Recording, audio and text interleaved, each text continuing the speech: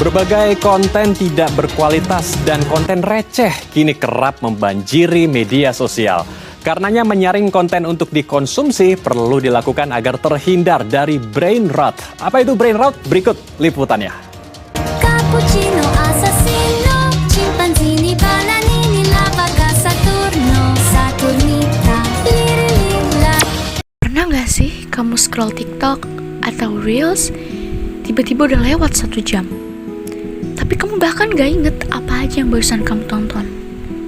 Tenang, kamu gak sendirian. Tapi pernah dengar istilah brain rot? Brain rot adalah ketika otak lelah karena terlalu banyak konten receh atau negatif. Tapi jangan salah, ini bukan cuma soal kecanduan scroll, ini juga bisa berdampak ke cara kita berpikir. Yuk, kita bahas lebih dalam.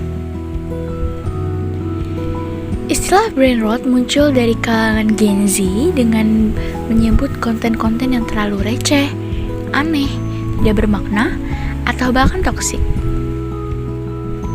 Misalnya, konten-konten penuh kebencian, komentar nyinyir, dan lain sebagainya. Awalnya, semua itu mungkin kelihatan lucu, seru, atau hiburan aja. Tapi kalau dikonsumsi secara terus-menerus, otak kita akan kebal dengan semua hal yang bermakna. Kita mulai kehilangan fokus, gampang terdistraksi, dan bahkan gak peka sama hal serius. Lalu apa aja dampaknya ke pola pikir kita? Yuk kita bahas. Kalian akan merasa kemampuan berpikir kalian itu menurun. Kenapa?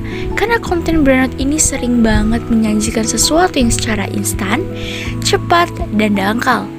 Lama-kelamaan, kita jadi malas untuk berpikir panjang. Contohnya, ketika kita melihat satu berita, kita hanya percaya pada satu sumber saja, tanpa mengecek faktanya. Yang kedua, menormalisasi perilaku negatif. Kalau kita setiap hari melihat apa yang kita lihat, kontennya toksik, kontennya body shaming, flexing palsu, atau prank ke orang tua, lama-lama itu jadi hal biasa untuk kita. Padahal, jika kita lihat secara jelas, konten tersebut itu tidak bermanfaat, bahkan termasuk perilaku negatif. Yang ketiga, overstimulated but underinformed. Otak kita terus diserbu gambar, suara, teks, tapi sayangnya semua cuma permukaan. Akhirnya kita tidak tahu banyak dan juga tidak tahu apa-apa.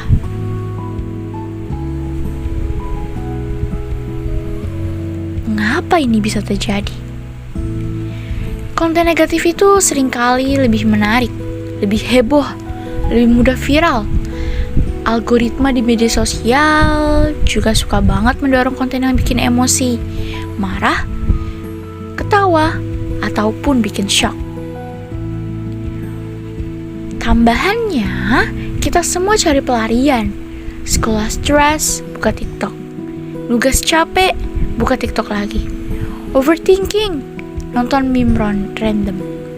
Lama-lama, otak kita jadi ketagihan hal-hal yang simple dan instan. Kata ahli psikologi, ini tuh seperti junk food buat otak. Enak, cepat, tapi kalau kebanyakan bikin tumpul. Lalu bagaimana cara kita untuk mengatasinya? Yang pertama, kita harus mencari konten-konten yang terbaik. Kita follow akun-akun yang bikin kamu untuk berpikir kritis, belajar hal baru, atau kasih kamu inspirasi. Kenapa? Karena jika kamu memilih konten yang baik, maka hal-hal bosan kamu itu akan sesuai dengan tujuan dan lebih bermanfaat lagi. Selanjutnya, ada yang namanya digital detox.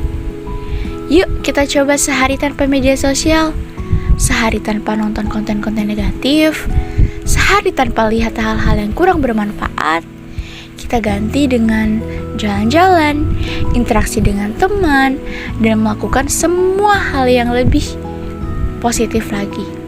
Dan teman-teman akan melihat bedanya.